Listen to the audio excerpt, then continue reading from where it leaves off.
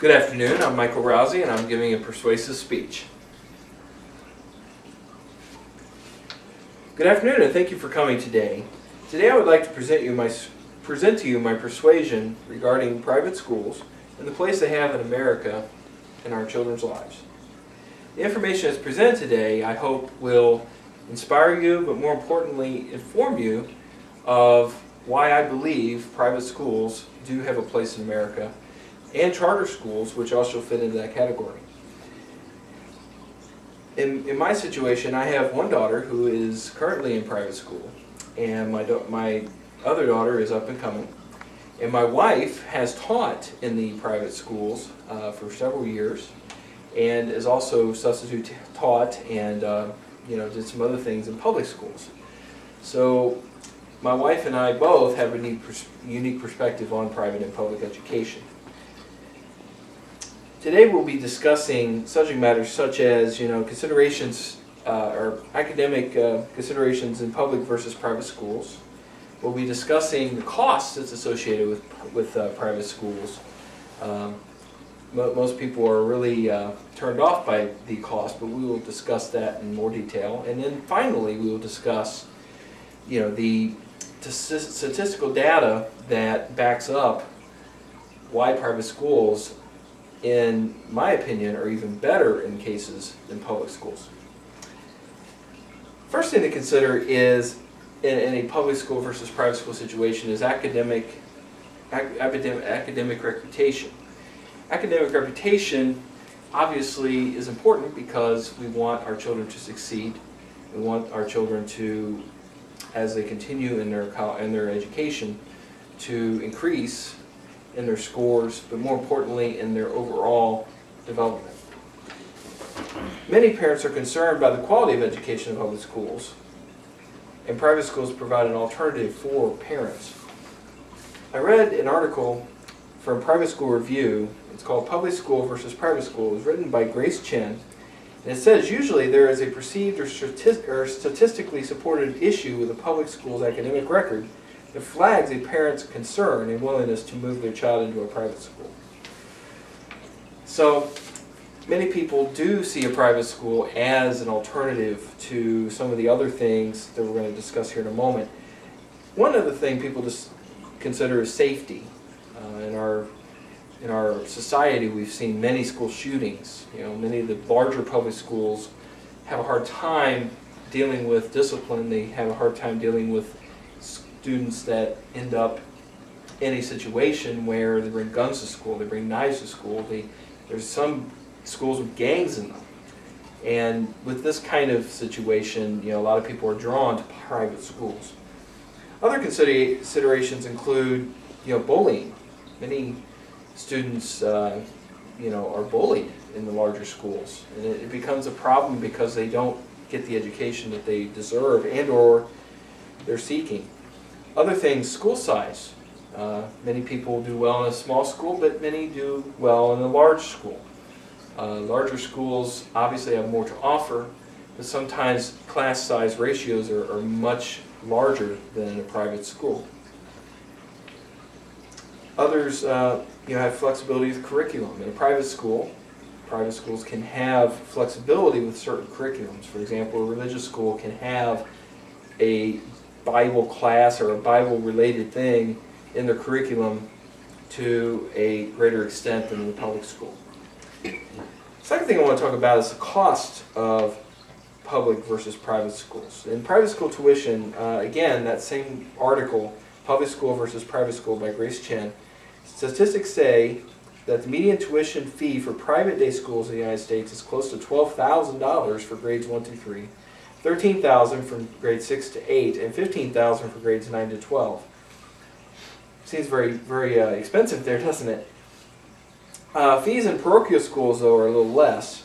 Another study found that parochial schools cost $4,200 a year, roughly, while other private schools charge up to even $8,500 per student. In my daughter's experience, we do have options for scholarships, which many students do find very important, and many of them couldn't go to private schools without them. However, as the years have gone by, there have been many improvements to that aid system. It's a lot like financial aid for college, but yet it's based on need of the family, not so much need of just the individual student. Some of the local schools here in Bloomington, St. Charles School, which is on the east side, they charge around $58.50 per year. Lighthouse Christian, where my daughter goes, charges around $4,300 for grades 1 through 6 and $49.50 for 7 through 12. And Clear Creek Christian, which is down the road from them, charges around $3,200 a year for grades 1 through 6. One thing to note is some private schools have a full kindergarten through 12th grade. Some only have a grades 1 through 6. So there are some negatives as far as public schools simply because of funding. In public schools, tuition is free. However, in most cases, schools are subsidized by the state. They're subsidized by tax dollars, whereas private schools are not. And that's one of the reasons tuition is high. One idea that has been proposed is the idea of vouchers. And according to the book, The Great School Debate by Thomas Good and Jennifer Braden, a voucher is an entitlement extended to an individual to receive educational services up to the maximum dollar amount specified. The holder can normally redeem the voucher according to the preference of any institution or enterprise approved by the granting agency.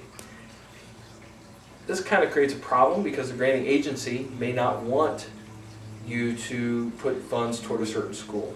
Obviously, they can discriminate based on this definition. Private schools, especially parochial schools, are at a disadvantage in that case. However, many proposals have been made for vouchers in some of the major cities. This has actually been tried to where many of our tax dollars can be used for these voucher programs to allow for another school choice. One of the unfortunate things we find ourselves in is Indiana funding cuts recently have caused public schools to have to cut back on many of their extracurricular activities. Many of their staff have been cut. Teachers have lost their jobs. And this has unfortunately caused many class sizes to increase. And again, private schools have more flexibility to be able to provide maybe a better situation for children, whereas many public schools, class ratio sizes are much larger. According to the Herald Times Online, MCCSC teachers are bracing for changes. It's the article, MCCSC Teachers Bracing for Changes. Paul Farmer, a high school teacher in the district, said, "I don't like to characterize education in business terms because it's a business, but we have to come up with a more efficient and effective delivery system." I believe that system, in some cases, can be a private school system. Finally, I want to draw your attention to my visual aid, and I want to give you some statistics on private schools versus public schools. As you can see, Lighthouse Christian Academy is my first here. In some of their testing, now in the state of Indiana, we have an ISTEP test that measures students' achievement in their career up to the grade level that they're in.